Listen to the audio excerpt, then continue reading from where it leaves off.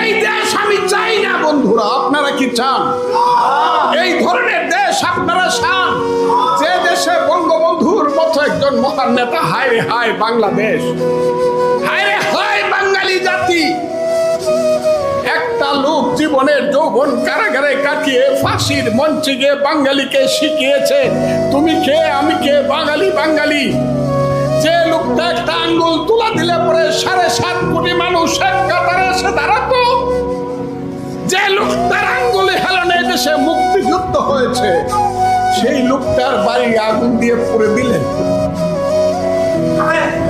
সেই বঙ্গবন্ধুর বাড়ি বুলডোজার চালিয়ে দিলেন।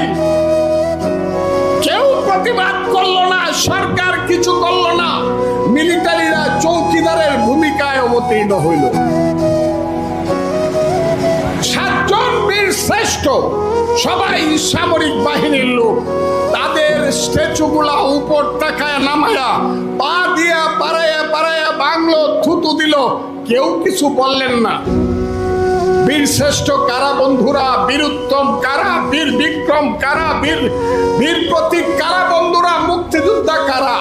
আমরা।